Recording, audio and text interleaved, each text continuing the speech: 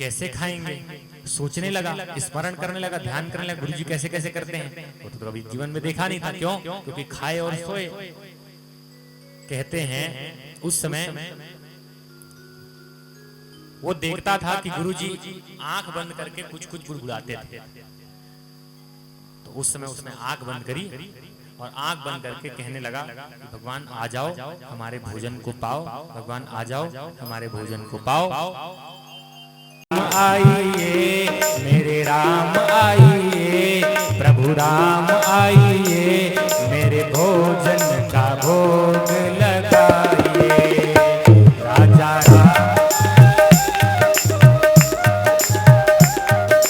भोजन का भोग लगाइए, मेरे भोजन का भोग लगाइए, मेरे भोजन का भोग लगाइए। बोलिए श्यावर रामचंद्र की जय हो। भगवान का ध्यान किया, भगवान आओ, और आंख मूंदा था, ऐसी बोल करके थोड़ी देर बोला। भूख अच्छे से लगी थी, आंख खोला तो थाली जैसा था वैसा ही रखा हुआ है। मतलब भगवान नहीं खाए, ये समझ गया।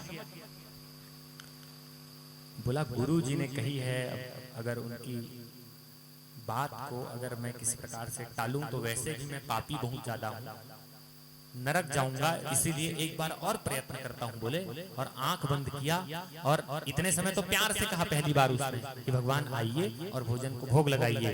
पर उसके बाद क्या कहने लग गया कि प्रभु आइए, भोजन को भोग लगाइए, और नहीं लगाएंगे तो लांघन रह जाओगे। क्यों? क्योंकि मंदिर में भी नहीं बना है कुछ जो आपको रोज लगाते हैं भोग। मंदिर में कुछ मिलने वाला नहीं है। आज आपको ऐसे ही रहना पड़ेगा, इसलिए हमारे ही साथ आ जाओ, खा लो। गुरु जी खुद वहां भूखे हैं, आपको भी भूखे रखेंगे और ऐसे ही आप रहना। आंख बंद किया और ऐसी भगवान को कहने लग गया। तो भगवान इस भक्त के सरल हृदय को पा करके बहुत अत्यंत प्रसन्न हो गए, और प्रसन्न होकर के माँ सीता जी से उन्होंने कही कि चलिए चलते हैं। कहाँ? तो बोले वो बुला रहा है। ब्रजवासी जो हैं, वो केवल ब्रजवासी को अधिकार है भगवान को डांटने का, हम लोग को नहीं है किसी। ब्रजवासी भगवान को डांट देते हैं कृष्ण जी को। एक दिन क्या हुआ, श्री पुंडरीक महाराज जी कथा बता रहे थे, बहुत सुंदर। पुंडरीक महाराज जी और बहुत अच्छा सुंदर कथा वक्ता है, व्यास है, भगवत जी की कथा कहते हैं। वो बता रहे थे कि उनके किसी भाई ने, बड़े भाई ने राधा रमन जी की एक वस्त्र बनाई, सीली कपड़ा, और उसको ला करके प्रतिदिन उनका वस्त्र जो है वो बदलता है, तो उसको ला करके राधा रमन जी के पास ला करके उसे रखा। पूजा अर्चन करने के बाद में उनको पहनाया।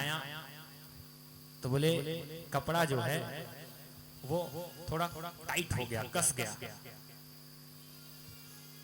गया। तो उनके जो भाई थे वो बहुत पूजा करते थे, बहुत अत्यधिक पूजा। तो उन्होंने उनको फटकार लगाई भगवान को, ऐसे इतना प्रेम से बना करके लाया, रोज लाता हूं, आज ही इतना क्या तन्ना बोले, 56 भोग वहां पर होता है, इतना क्या तन्ना बोले, इतना क्या खा लियो बोले। वहां पर जो भोजन रखा था उसको हटा दिया और बोले कि जब इसको पहनोगे तभी दूसरा भोजन आएगा बोले, और कपड़े को वहीं पर रख दिया। 1 घंटे के बाद में फिर आया वो, और अद्भुत बताते हैं पुंडरीक महाराज जी कि 1 घंटे के बाद आने के बाद में वो जो वस्त्र था, जो वस्त्र वहां पर रखा हुआ था, उसको पहनाया गया, तो सहजता के साथ भगवान ने पहन लिया। कुछ लोग क्या करते हैं, अपने गोपाल जी को लेकर के वहां के गोपाल जी को दर्शन कराने के लिए ले जाते हैं। अरे भैया गोपाल जी का क्या दर्शन कराने ले जा रहे हो? टुकनी में धर के ट्रेन से शुद्धता अशुद्धता को त्याग करके उसको ले जाकर के वहां पर ऐसा अनर्थ मत करो। हमारे द्वारा हमारे ऐसे ऐसे कर्म होते हैं जिनसे हम अपवित्र हो जाते हैं। अब ट्रेन में कौन सी शुद्धता है बोलो? रेलगाड़ी कोई शुद्धता है? नहीं। अभी तो शुद्धता हो ही गई है 2014 के बाद से, पहले तो और नहीं थी। तो इसीलिए हम अपने गोपाल जी को भी गोपाल जी समझें। ऐसा नहीं कि उनको वहां दर्शन कराने के लिए जाए, उनकी दुर्गति करें। उनको घर में ही रखें, उनकी बढ़िया अच्छी पूजा करें, मन में धारण करके उनको स्मरण करके 2 दिन के लिए जा रहे हैं तो मन से ही पूजा कर लिया जाए, लेकिन उनको घर में ही शुद्ध साफ स्थानों पर रखा जाए।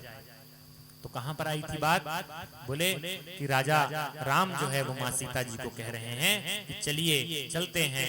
यहाँ पर दोनों पहुंचे और जैसे ही पहुंचे तो भगवान देखते हैं कि एक थाली निकला हुआ है भोजन, और उस भोजन को हमको भोजन ग्रहण करना है, उसको खाना है। गए, अब ये आंख खोला, बोले राम जी आ गए, बोले अब भोजन करेंगे। और जो इतना सारा निकाला था उसमें से कहा कि प्रभु आप जैसा ले लीजिए। बोले आप अलग से थाली कहेंगे तो थाली तो नहीं है, पत्तल की व्यवस्था है, पत्तल की व्यवस्था कर देते हैं, आप जैसा ले लें। उतने में ही पीछे से माँ सीता जी को इसने देखी। किसने? जो भोजन करा रहा था। मन में सोचने लगा कि गुरु जी ने ये बात कही थी कि राजा राम जी को भोजन करा देना, उसके बाद में भोजन प्रसादी ग्रहण करना, परंतु इनके पीछे कोई और है। वो टेंशन में आ गया। बताया एक था लेकिन आए 2 हैं। तो बोले पीछे में है वो कौन है? तो बोले वो हमारी अर्धांगिनी है, हमारे साथ रहती है, हमारी पत्नी है, सीता जी है। तो बोले तो ये भी भोजन करेंगे? बोले हाँ भाई आपने बुलाया है, हमारे साथ ही रहती है तो करेंगे। अच्छा, थोड़ा सा आज कष्ट हुआ। क्यों? क्योंकि हम तो बनाए एक के लिए हैं और भोजन पवाना एक को और है और साथ में एक और है, यानी 3 लोगों का भोजन, और हमारा खुराक ही ऐसी तगड़ा है। उस समय बोले ठीक है प्रभु कोई बात नहीं है, आप लोग बैठिए, थोड़ा सा पीड़ा तो हुआ है पर लेकिन आपको कराएंगे, करिए। उन दोनों को भोजन कराया, थोड़ा सा बचा थाली में, तो उसको फिर उन्होंने प्रसाद के रूप में ग्रहण किया। बोलिए भक्त वत्सल भगवान की। भगवान ने उन्हें दर्शन लेकर के उन्हें तृप्त किया। अब ये तो सरल स्वभाव का लड़का घर गया, वैसे ही चला। दूसरा एकादशी आई तो फिर उसने कहा कि गुरुजी एक काम करना, आपने कही थी कि भगवान राम जी को भोग लगाना, उस समय आपने एक जने के लायक राशन दिया था, इस बार आप 3 लोगों के लायक राशन देना। बोले क्यों? आप बोले राम जी को भोजन कराना, लेकिन राम जी अपनी सीता माई के साथ में आते हैं और वो दोनों मिलकर के और हम मिलकर के 3 हो जाते हैं, तो ये तो फिर गड़बड़ है, तो इसलिए आप 3 लोगों का राशन दो। बोले भंडारी को बोला दे दो, लड़का दरिद्र है, हो सकता है सामान कुछ बेचता होगा, पैसे वैसे की कमी होगी, दे दो। बोले दे दिया तो ये गया फिर वहीं, और फिर वहीं जाकर के स्मरण और ध्यान करने लग गया। भोजन बना बढ़िया चकाचक गरम गरम भोजन, और 3 थाली में निकाला भोजन, रख दिया, क्योंकि अब 3 हो गए, 2 आ रहे हैं, एक हम हैं, तो 3 थाली में बढ़िया भोजन निकाला और बोले कि अब तो चकाचक भोजन करना है, तीनों एक साथ करेंगे। बोले और फिर ध्यान करने लगा, राजा राम आइए, राजा राम आइए, और सीता जी को साथ लाइए। राजा राम आइए, सीता साथ लाइए, सीता साथ लाइए, मेरे भोजन का भोग लगाइए। राजा राम आइए, सीता राम लाइए, भोग लगाइए, ओ मेरे भोजन का भोग लगाइए, मेरे भोजन का भोग लगाइए। माँ सीता जी को लाओ साथ में, आप आओ और भोजन को पाओ। उतने में भगवान पहुंच गए, सुनते ही आ गए, और आ करके बढ़िया उनको दर्शन दिया, और दर्शन दिया तो कहते हैं भगवान राम जी को देख करके बहुत कृतकृत हुए, माँ सीता जी को भी प्रणाम किया, लेकिन एक गड़बड़ी हो गई। बोले क्या गड़बड़ी? तो बोले पीछे इनके और कोई आ रहे हैं। बोले महाराज जी वो राम जी वो पीछे कौन है? बोले आपके पीछे कौन? पूर्तो मारुतिर्यस्य वामे च जनकात्मजा। तो पीछे कौन है? बोले हमारे भाई साहब हैं लक्ष्मण जी, वो भी हैं। वो तो क्या है, पिछली बार ऐसा हुआ था कि वो अपनी व्यस्ततम कार्यक्रम में थे, शेषा उतार हैं, इसलिए कहीं गए रहे होंगे, अभी साथ आ गए हैं, खाली पीली थे। बोले चलो, वो भी आ गए। धत्तेरी, हम तो 3 ही के लायक बना करके रखे हैं, अब क्या करें? बोले काम करो, अपने से थोड़ा और हमसे थोड़ा थोड़ा निकाल करके चौथी थाली लगा दो। बोले पत्तल की व्यवस्था है उनके लिए, थाली हमारे लिए, पत्तल। बोले अतिथि हैं भाई, ठीक है पत्तल में हम खा लेंगे महाराज जी, राम जी आप लोग खा लीजिए। उसको निकाला, दिया, खाए, भोजन पाए, आशीर्वाद दिया भगवान राम जी ने, और वहां से फिर वो अंतर ध्यान हो गए।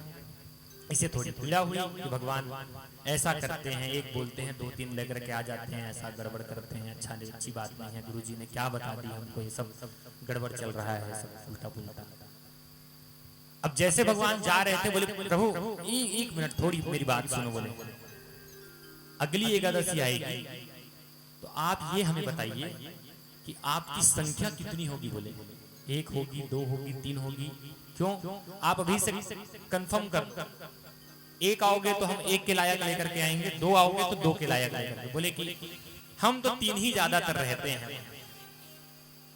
ठीक है, बोले जाइए। चले गए, ये घर गया, बताया गुरुजी आप हमको कहे थे कि भगवान राम जी के लिए भोग लगाना, और वहां सीता जी आते हैं, और सीता जी के साथ साथ तो भैया उनके लक्ष्मण आ जाते हैं, तो इसीलिए जब अगली एकादशी होगी ना तो 4 देना। बोले 4, राम जी, माँ सीता जी, जानकी जी और लक्ष्मण जी और हमारे लिए ये 4 के लायक राशन देना। बोले अच्छी बात, दे देंगे। गुरुजी समझ गए कि लड़का हमसे चालाकी कर रहा है, ये तो पैसा लूट रहा है हमसे, मुफ्त में खा रहा है, मुफ्त का चंदन घिस मेरे नंदन। ये राशन बेच करके पैसा कमा रहा है, क्यों दरिद्र है। ऐसा सोच करके भंडारी से कहा कि 4 के लायक निकाल देना। बोले 4 के लायक निकाला गया। अगली एकादशी आई, 4 के लायक निकाला, तो फिर उसके बाद में भोजन बनाया। भोजन बना करके भगवान राम का स्मरण किया, सीता माई का स्मरण किया और लक्ष्मण जी का स्मरण किया। क्या कहते हैं?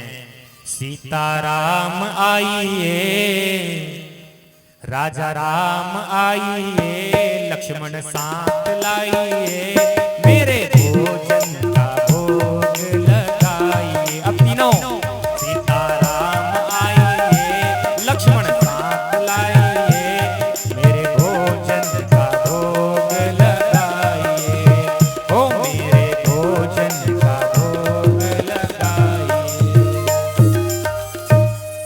तीनों आओ और पाओ। आ गए, तीनों पहुंच गए, लेकिन एक गड़बड़ी फिर हो गई। तो बोले क्या गड़बड़ी? इस समय कोई बलिष्ठ पुरुष भी आ रहा है। बोलिए राम दरबार की जय हो। अब यहाँ पे राम दरबार लगने वाला है। तो बोले कौन आ रहे हैं? सबका प्रणाम किया। पीछे एक और खड़ा था, वो बोले ये पूंछ वाले है कौन? तो बोलिए हमारे परम भक्त हैं। हम उस समय आपको बताना भूल, बोले कि मैंने आपको पहले गिनती पूछी थी कि आप कितने आने वाले हो, आपने क्यों नहीं बताया? बोले हम एक तो ऐसे ही भूखे, गुरुजी ने अलग से चक्कर में डाल दिया, आपको भोजन कराना है, वो करा रहे हैं, फिर भी आप दूसरे को लेकर के पहुंच जा रहे हैं, ये तो अच्छी बात नहीं है। बोले चलो ठीक है, थोड़ा कम कम पालेंगे, कर लेते। सब ने भोजन पाया, ये सब गए, कंफर्म किया कि अब इतने ही लोग आओगे ना? बोले हाँ इतने ही लोग आएंगे। इतने में अगली एकादशी का समय आया, उससे कहा कि 5-5 लोगों का भोजन देना। गुरुजी कहते हैं अब तो इसको देखना पड़ेगा। उठाए अपना कमंडलू और इसको पूरा राशन दिया और जा करके चुपचाप उस पेड़ के पास एक किनारे में चिपक करके गुरुजी देख रहे हैं कि लड़का करता क्या है राशन का। तो जब बनाया तो सही में पूरा बनाया, इतना सारा भोजन 5 लोग के लिए।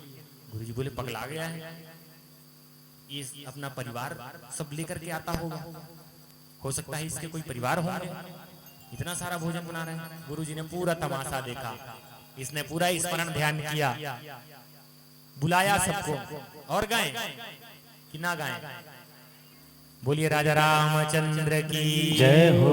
आप लोग गाएंगे तब। राजा राम आइए,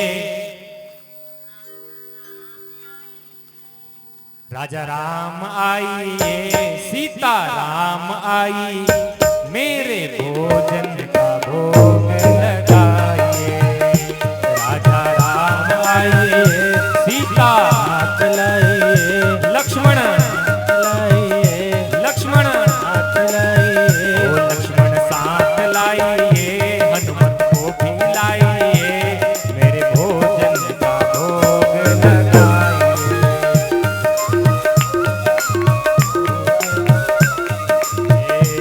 मेरे भोजन का भोग लगाइए। लाओ भैया, अपनी पूरी कंपनी लेकर के आओ और भोजन को भोग लगाओ। इस समय बहुत टेंशन में था वो, बोले कि एक आध और ना आ जाए, परंतु राम दरबार वहां पर सजी। भगवान राम जी, भगवान लक्ष्मण जी, माँ जानकी जी और हनुमान जी यहाँ पर उपस्थित हुए, और साथ में हनुमान जी उपस्थित हुए, और उपस्थित होकर के अब इसके गुरु जी देख रहे थे उसको, ये सब बोल रहा था, राजा राम ये वो ऐसा वैसा करके, तो उसको सब उसके गुरु जी देख रहे थे। बोले कि लड़का पागल ही है, ये हो सकता है इतना भोजन खा भी जाए। आ गए, अब आए तो ये केवल राम जी को दिख रहे हैं, इसका कारण भी बताया जाएगा क्यों दिख रहे थे। राम जी को दिख रहे हैं बढ़िया, सुन इनको बच्चे को, राम जी, लक्ष्मण जी, माँ सीता और हनुमान जी, ये किसको दिख रहे हैं? बच्चे को, लड़के को।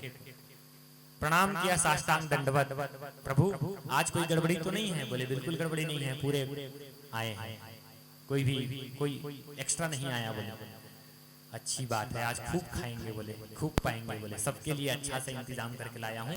और तो और गुरु जी ने मुझे कही कि 5 के नहीं तुम 6 ले जाओ, बोल दिए, एक और दे दिया। बोले तो बहुत अच्छी बात, तो आज तो खूब खाएंगे। बोले अच्छा, लगाया आसन, ऐसी बातचीत कर रहा है, और बातचीत करते करते आसन लगाया और थाली में निकाल करके सबके लिए रखा, और जैसे थाली में निकाला उसके गुरुजी तुरंत पहुंच गए।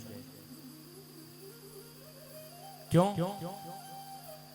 बोले कि मूर्ख, तू कैसे खाएगा इसको? इतनी सारी थाली में निकाल करके रखा है, तेरे को खाना एक है और इतनी सारी थाली क्यों निकाला है? बोले तो बोले हमारे राम जी से बात करो ना। बोले खड़े हैं बगल में। बोले तो बोले कहाँ हैं? बोले आप बात तो करो, आप सामने दिख रहे हैं, आप देखो इसको, इनको देखो। बोले मूर्ख बनाता है, नालायक, एक तो हमने तुम्हें रखा है, तुम्हारे घर वालों ने तुमको निकाल दिया है, अब तू हम ही को मूर्ख बना रहा है, क्या करेगा इतने सारे थाली में रखा हुआ भोजन का? तो बोले इनको खिलाएंगे। तो किनको खिलाओगे? बोले सामने में जो खड़े हैं। बोले प्रभु आइए आप लोग बैठिए, ये हमारे गुरु जी हैं, मिलिए। बोले भगवान तो उनको दिख नहीं रहे। लगा बोलिए पागल है, ये बुद्धि इसकी भ्रष्ट हो गई है, ये नालायक है, इसको कल से हमारे आश्रम में आने की अनुमति बंद कर दी जाएगी। 1-2 चेले और आए थे, अब ये रोने लगा कि प्रभु बचा लो, आज ये गड़बड़ हो जाएगा, दिक्कत में फंस जाएंगे, तो इसलिए आपकी कृपा होनी चाहिए। क्यों? क्योंकि हमको तो आप पूरे दिख रहे हो, लेकिन गुरु जी को नहीं दिख रहे हो, इसलिए आप आ जाइए। बोलिए निवेदन किया गया बहुत, लेकिन भगवान जो है भक्त की ओर कृपा करते हैं। कहते हैं कृपा की ना होती जो आदत तुम्हारी, तो सुनी ही रह जाती अदालत तुम्हारी। कहने लग गया कि अगर आज नहीं बचाया तो अगली एकादशी मैं खुद भी नहीं खाऊंगा, आपको भी नहीं खाने दूंगा, और आप भी भूखे रहना और मैं भी भूखे रहूंगा। ऐसा सुना करके भगवान को कहने लगा कि आज हमारे गुरु जी को आपको दर्शन देना पड़ेगा, नहीं तो हमारी बेइज्जती हो जाएगी। भक्त वत्सल भगवान अपने भक्त की इज्जत ना घटे, इसके लिए भगवान राम जी और माँ जानकी जी और लक्ष्मण जी और हनुमान जी, इन्होंने उन गुरु जी को तुरंत अपने स्वरूप का दर्शन दिलाया। बोलिए राजा रामचंद्र की जय हो। तो ऐसे भगवान राम जी साष्टांग दंडवत प्रणाम करते हैं उनके गुरु जी, ये तो अद्भुत है। बोले दूसरे चेले ने पूछा कि प्रभु आपने हमारे गुरु जी को आज तक दर्शन नहीं दिया था, इनके कहने पर आपने हमारे गुरु जी को दर्शन दिया है, हमने भी आज तक आपको साक्षात नहीं देखा। इनके कहने पर ये तो मूर्ख है, ये तो मूढ़ है। बोले मूर्ख है मूढ़ है ये तुम्हारे लिए है, बोले हमारे लिए तो सरल है। बोले और सरल है इसीलिए मजा आ रहा है इनके साथ। बोले और इसीलिए हम आए हैं। तो इसीलिए भगवान किसको पसंद करते हैं? तो सरलता को। भक्ति को क्या होनी चाहिए? चालाकी से भरी नहीं होनी चाहिए। क्या होनी चाहिए? बोले सरल भक्ति होनी चाहिए, ईमानदारी की भक्ति। ईमानदारी से बुलाता था भगवान, ईमानदारी से खिलाता था। तो ऐसी भक्ति क्या होनी चाहिए? ईमानदारी से होनी चाहिए। क्या भरोसा है इस जिंदगी का, क्या भरोसा है इस जिंदगी का, क्या भरोसा है इस जिंदगी का, क्या भरोसा है इस जिंदगी का। साथ देती नहीं ये किसी का, साथ देती नहीं ये किसी का, साथ देती नहीं ये किसी का, साथ देती नहीं ये किसी का। क्या भरोसा है इस जिंदगी का, क्या भरोसा है इस जिंदगी का।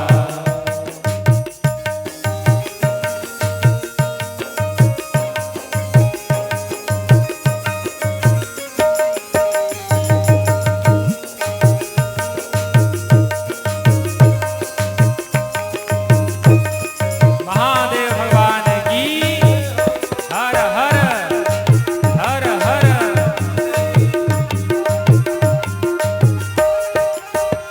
सांस रुक जाएगी चलते चलते, सांस रुक जाएगी चलते चलते, सांस रुक जाएगी चलते चलते, सांस रुक जाएगी चलते चलते, समा बुझ जाएगी जलते जलते, समा बुझ जाएगी चलते चलते। दम निकल जाएगा, दम निकल जाएगा, दम निकल जाएगा, दम निकल जाएगा, दम निकल जाएगा रोशनी का, दम निकल जाएगा रोशनी का। क्या भरोसा है इस जिंदगी का, क्या भरोसा है इस जिंदगी का।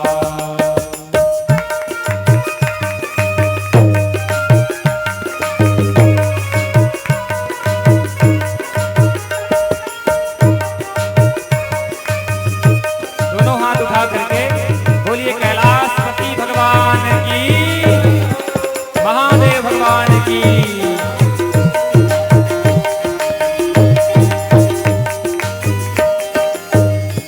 दुनिया है हकीकत पुरानी, दुनिया है हकीकत पुरानी, दुनिया है हकीकत पुरानी, दुनिया है हकीकत पुरानी, चलते रुकना है इसकी रवानी, चलते रुकना है इसकी रवानी।